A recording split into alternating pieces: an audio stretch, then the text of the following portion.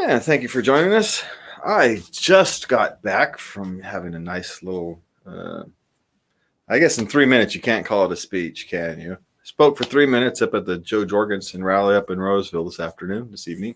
And it was a nice little event. There was, a couple hundred people there. It was nice to see so many people being open minded about making sure they have a full slate of information before they make the decisions on to vote. The future of our culture and our country is the direction of our country. I don't want to say the future of our country. That's being melodramatic. The future of our culture. The direction that our country is going to be headed in. It's a big task for all of us to carry on our shoulders, and which is why we need to be very careful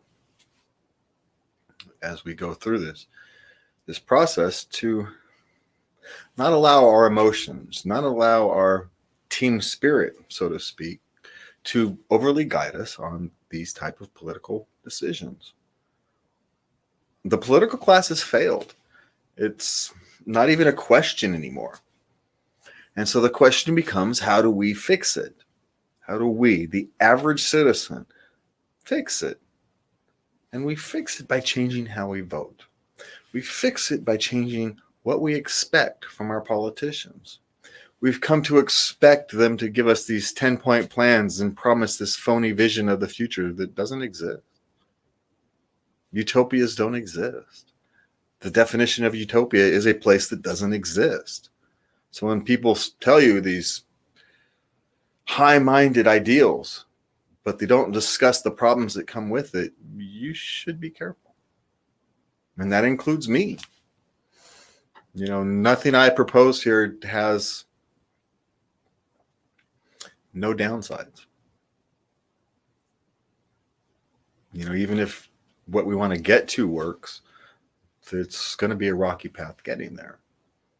Mitigating those problems comes with discussion. But we can't have discussions in the current political climate where ideology is bought by activist groups or unions or businesses. Take your pick. We need voices who are willing to shut up and listen. We need people who are willing to hear, contemplate, listen some more, contemplate some more, and then come up with something that truly helps people, not just furthers their own political career or their party's political power. We need to expect better from the political class. For far too long, we have allowed our fear of the other guy determine what we are voting for. We're no longer voting for things, we're voting against things. I'm not asking you to vote against the political class. It sounds like it, but I'm not. I'm asking you to vote for something different. I'm asking you to vote for somebody who is willing to be transparent, who is willing to tell you things you may not like to hear, and is willing to listen, is willing to genuinely hear what is being said. Doesn't mean we can do anything about it, but it means you can be heard. And we will try to solve as many problems as possible and mitigate the ones we can't solve. But the truth is, government can't solve all problems. It can't. It's not possible. So we need to allow you to solve your own problems. Government needs to get the hell out the way so you can solve your own problems. They can help. They can make sure the roads are nice. They can make sure we have clean water. They can make sure our basic infrastructure is taken care of. They can make sure basic services are funded first instead of last. We see how it goes. We all know how it goes. The pet projects get funded, And then all of a sudden, hey, look, we're out of money for police and fire. That's backwards. Police and fire get funded first. Teachers get funded first. Road maintenance gets funded first. Mental health gets funded first. And if there happens to be anything left over, then we start discussing how to do that. But if we don't do the basics first, none of that other crap matters.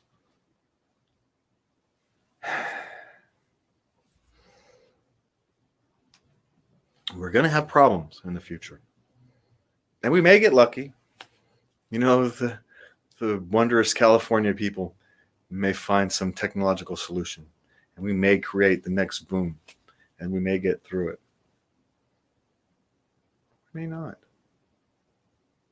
But if we don't create a system that's resilient enough to deal with these problems without needing a next boom, we can't count on a next boom. We have to prioritize our spending. We can't keep passing the tax bill on to the taxpayers. At some point, they're going to break. They're already breaking. That's why they're leaving. If we want change, we must have the courage to vote different. We must have the courage for people who are willing to be different, who are willing to not play the game of politics as it's being played. People who are willing to change the rules and are willing to take the lumps.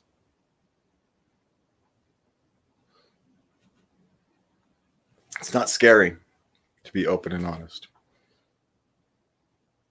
It's really not. I think there's a lot of people who would like to be politicians but are afraid that running an open and honest campaign is hard or it can't be done. Yes, it can. It takes some courage. It takes strength. But it's time for something different. It's time for the average citizen to take back their voice. Just vote for Just on November 3rd. Thank you for your time. Good night, and love everybody.